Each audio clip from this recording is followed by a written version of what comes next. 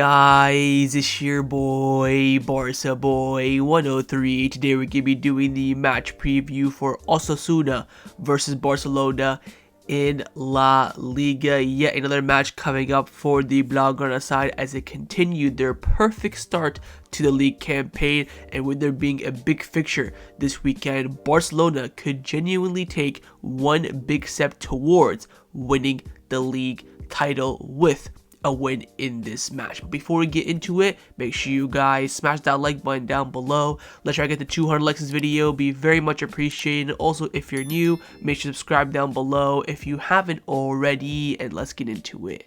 Kickoff time for this match will be taking place at 9 p.m. local time, so your regular kickoff time in La Liga, and this match will be taking place at the Sadar Stadium, which is voted as one of the most hostile and intense atmospheres in La Liga, so tune in for that. And the referee for this match has also been confirmed. On the pitch it will be Guillermo Fernandez, and on the VAR it will be Pizarro Gomez. Let's start off by taking a look at the league table, where Barcelona are currently sat in first place in La Liga on 21 points. After playing 7 matches in the league, Barcelona have 7 wins. I believe the record is 8 wins in a row to start off the league campaign, so we could tie the record with a win against Osasuna. Second place is Real Madrid, who have 17 points. In their first 7 matches, they have 5 wins and 2 draws, still undefeated from them. And also the same thing for Atletico Madrid. They're still undefeated, but they have 1 more draw than Real Madrid, and Villarreal are in 4th place. Atletico Madrid got a very last second win against Celta Vigo yesterday as well, so they could be even more points behind if it wasn't for Julian Alvarez getting on the score sheet for them. So again, Barcelona dominating, 4 points clear right now at the top of the league table, and with us now reaching almost 10 games coming in, we are establishing a decent lead to hold on to, but it could become even bigger this weekend, because if you look at the top matches this weekend, it's the Madrid derby. Real Madrid, Atletico Madrid. It will be at the Metropolitano Stadium, so the home of Atletico Madrid. A draw in this match would be very nice. I would even say, if you look at the league table, of course, you'd much rather have Atletico Madrid win, but if they win, they go up, of course, to 18 points, and then if we win our match as well, it would extend the lead. So anything but a Real Madrid win in this match would be a huge bonus for Barcelona. A draw would be absolutely fantastic as well. Of course, we play tomorrow. This match is on Sunday, so we go into that Madrid derby knowing the result of Osasuna, and both teams will know the result that Barcelona had against Osasuna as well. That'll also be playing a big factor too. So if we can win the game against Osasuna, put some pressure on the Madrid sides for both teams to go out there, get a result. Maybe hopefully they'll both cancel each other out and get a draw as well. So if Barcelona, for example, win this game, they go up to 24 points. Let's say, for example, Real Madrid draw this game, the points difference would be 6. And then of course we have a Clásico in a month's time. You win that Clásico, I mean, you're looking at a 9-10 point difference come the beginning of November if things go Barcelona's way. That's the most important thing. We have to keep the momentum going. I think at this point, if that match Real Madrid don't win, we get to 10 games, 10 wins. That is one hand on the league title already, because this start is unprecedented for Barcelona, especially with Real Madrid dropping already some early points during the season. I think Real Madrid is kind of having, a normal standard season. They're still undefeated, 1 or 2, minor slip-ups. I think Barcelona just been exceeding expectations. So if we can continue this momentum, continue this, the confidence shift as well, we could have one hand on the league title, not only by the end of this weekend's match days as well, but maybe even the end of October as well. Now, if you take a look at our opponents in Osasuna and where they're currently standing in the league table, they're currently sat in 7th place in La Liga on 11 points. After playing 7 matches, they have 3 wins, 2 draws, and 2 losses. Something very important to note with Osasuna, of their 11 points they've won this season, 10 of them have been at home.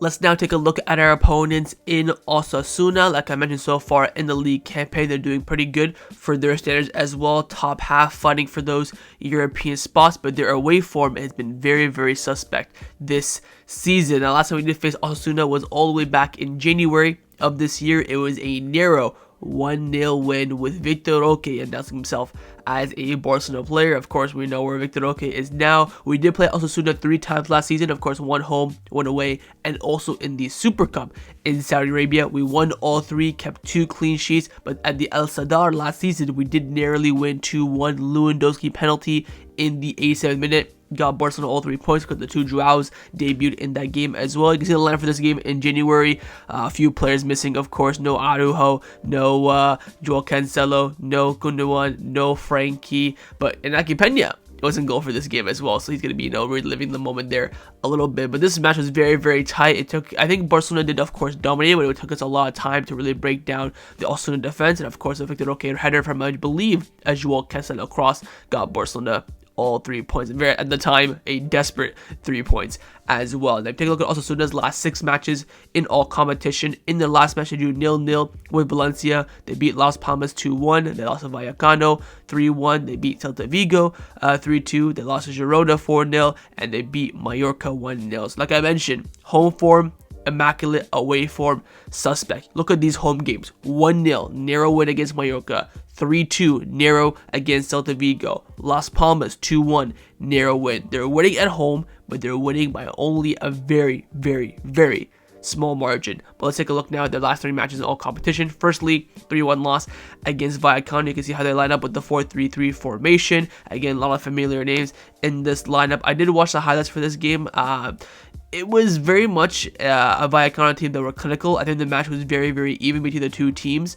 I think Osasuna didn't really get in behind the final third too well. They didn't really create anything in transition as well, where Vallecano did, and that was the main difference. Of course, Vallecano being at home as well, I guess again an extra, a little bit of a boost as well. But 3-1 win wasn't comfortable for Vallecano, but an important win for them, and a big loss that for Osasuna. Their next match was a 2-1 win against Las Palmas. I believe Las Palmas made this game 1-1 at some point as well. It was a very much an even game. Again, Osasuna not dominating games this season. They're getting the job over the line. Yes, sure, that's going to be the end result, but they haven't been comfortable whatsoever this season in respect to how they were over the last few years. Again, more of that 4-3-3 approach here. I know the graphic says 4-1-4-1, but it was more so of a 4-3-3. I think a penalty at the end of the game as well got Osasuna the 3 points. So again, a very, very slim victory for the red and blue side. And finally, in last match in all competition was a 0-0 draw against Valencia at the Mestalla. I did watch this game, and my God, were Osasuna beyond shite. They defended very well, I'll give them credit, but final third, and even just a Valencia half in general, they were just non-existent, non-coherent whatsoever. They did, I think, have 1 or 2 chances in behind, but nothing of late. Valencia were just getting chance after chance after chance after chance. They were very not clinical in this game. Sergio Herrera and Go didn't make a few big saves, but apart from that, they weren't really clinical. They had a lot of chance to hit the side net and going over, nothing really on target for them. But Valencia, if they had their shooting boots on, could have easily won this game 2 or 3-0. So overall, final thoughts on Osasuna. They're a very constructional team that have been very, very lucky this season, scraping by in a lot of results where they could be, walking with draws or even losses. Their manager is Vincent Moreno. If you don't know him, he's a manager that's very much coached a lot of Barcelona's rivals like Espanyol. I believe he was I forget who he was coaching at the time. I think it was maybe Mallorca when Messi was presenting his Ballon d'Or back in 2019. He started talking a little crap to Messi. Messi scored a banger, celebrated in his face. That's where I first remember Vincent Moreno. I think he went on to coach Espanyol and stuff like that. He's very much a lower tier level manager. Of course, Osasuna have had the same manager for quite some time over the past 7-8 years. And Jacob, he's now went to Mallorca, which was one of the big surprises in La Liga during the summer. He went to Mallorca because the Mallorca manager Javier Aguirre went to Mexico. Of course, took Rafa Marquez with him, so he's come in now. First manager also has had in quite some time. He's scraping by. He's 7th in the league, which on paper isn't too bad, but like I mentioned, when you look at the results, has been doing too well in retrospect to how they should be getting through in some of those matches. Now, players to go out for Osasuna, for me, there is the one glaring one, and that is their goalkeeper, Sergio Herrera. In my opinion, he is top 5 goalkeepers in this league. He is absolutely fantastic. He gets Osasuna out in a lot of big moments. He is their key man, in my opinion. They have other great players as well. Brian Zaragoza on loan from Bayern Munich. Aymar in the midfield as well. Ruben Garcia, their other midfielder. Budimir, their striker. Look, Barcelona tend to struggle with target man strikers. Your Budimirs, your Giroux, those kind of, tall strikers that, hold up play very well and dominate you in aerial duels. We tend to struggle with those in recent years, so to watch out for him as well. So they're a team that's very good. We've seen how the numbers they've done in La Liga over the past few years, competing for European spots season in, season out. But this season, for the start, as of now, they have been very, very vulnerable. It's up to Barcelona now to exploit that vulnerability and try to hand Osasuna's first loss in their home stadium this season.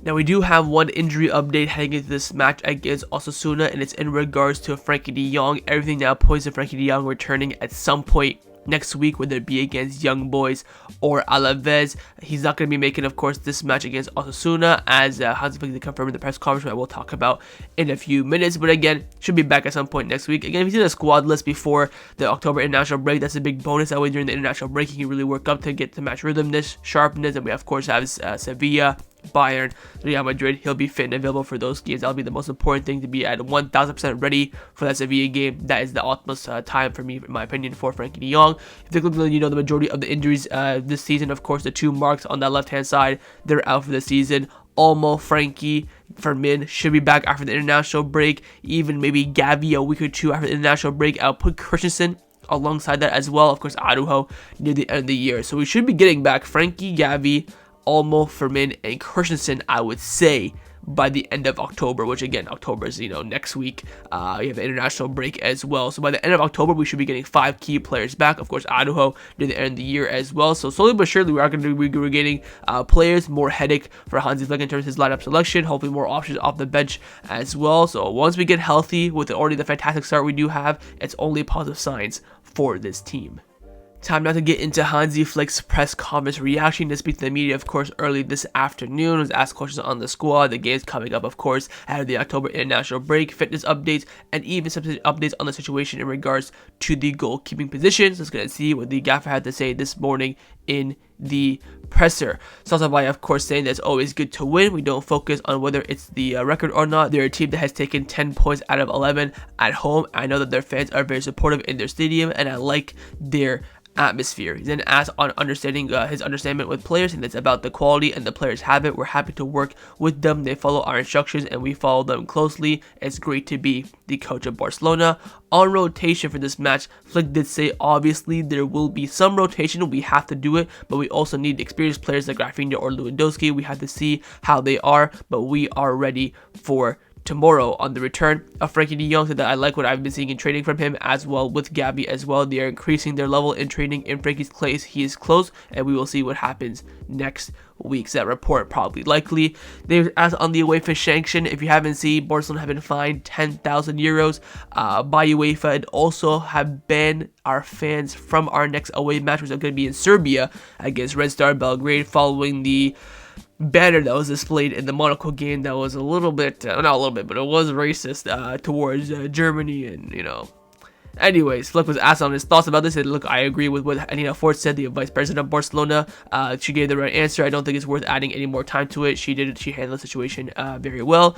He's then asked on Marc Bernal, said that look, I think he's doing well at the moment. It hasn't been easy for him, accepting the injury at his age. At first you think that it's all over, but now he's positive, and he has now a long road to recover. Then he was asked on Raphinha and Casado, who did not train with the team today. They only did activation in the gym. Flick said that's what we have to in our hands right now. We are giving the players the option of recovering with treatment without having to be on the pitch. Tomorrow we'll see the activation. We'll see how the ball, we'll do some rondos as well, and then we'll see how they are feeling, but I hope that they will be ready for tomorrow's game against Osasuna. They was asked on signing a goalkeeper. Of course, Szczesny should be coming in at some point next week. He said that look, Inaki has been the goalkeeper for the whole season. Why not? That's a good thing. The confidence we'll have with the games. As far as another goalkeeper goes, we'll have to wait and see how things do turn out.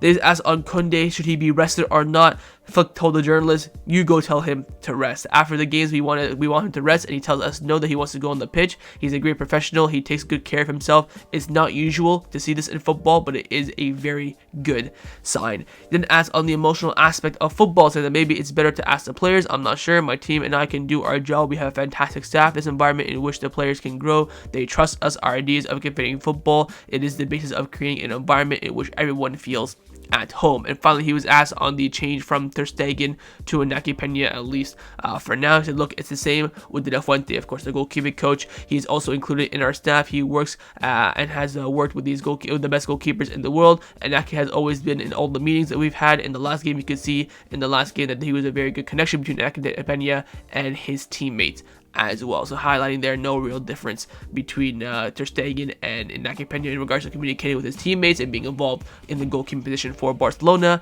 And that concluded Hansi Flick's press conference reaction ahead of the match against Osasuna tomorrow. Let's now get into the lineup prediction. We're going to start with the manager, of course, Hansi Flick. I'm going to try my best to predict his lineup. I think it will be very easy to predict. Flick, of course, said in the press conference there will be some rotation.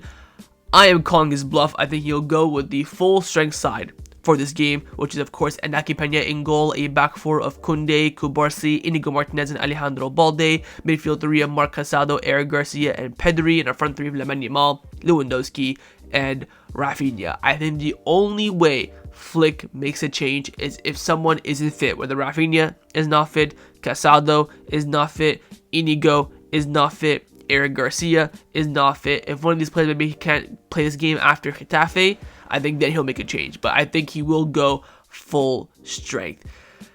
The time to rotate was against Getafe. I understand Getafe, our difficult side, they parked the bus, UFC kind of football. I understand that. But they're at home, we're at home, no traveling. That was the time to rotate.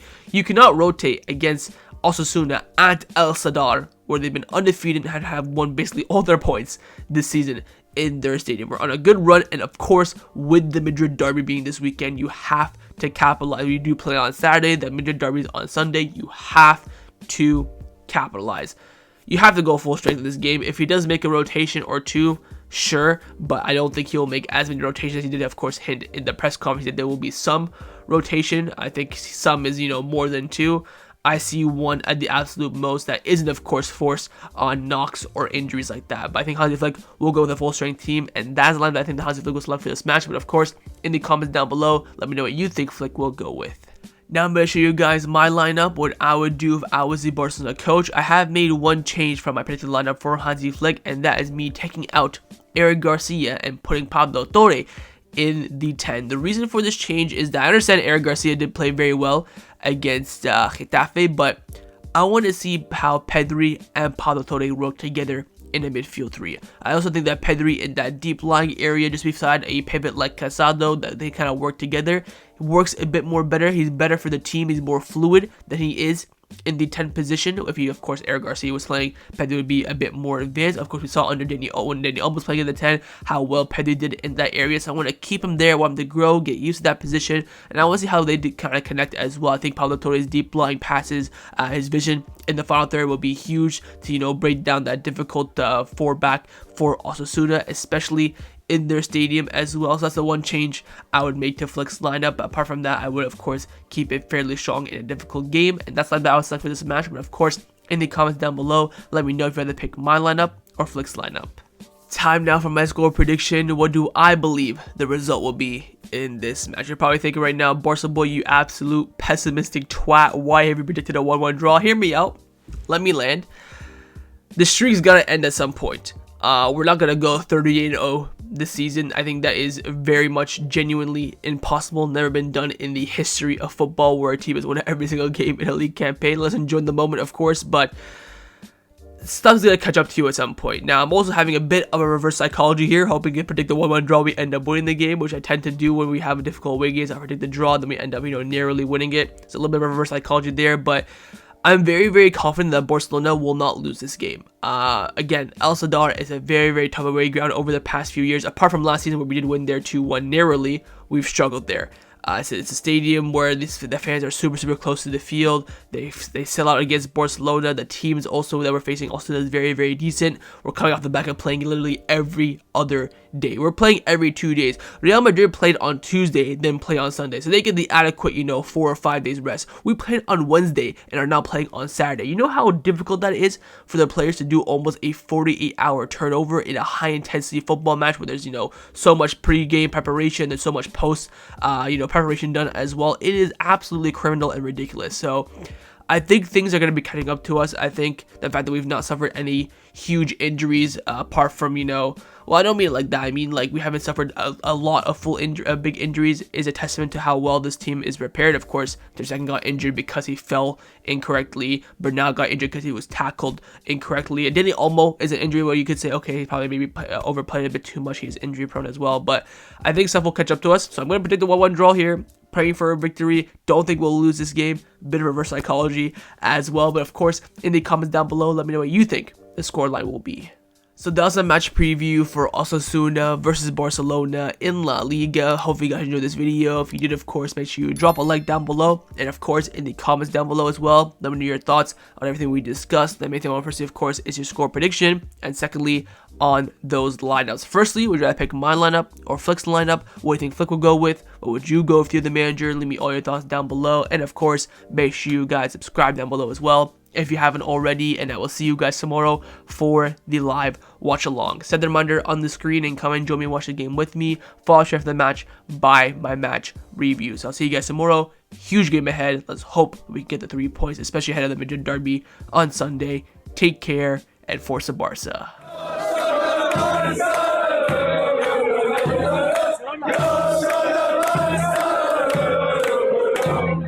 Go,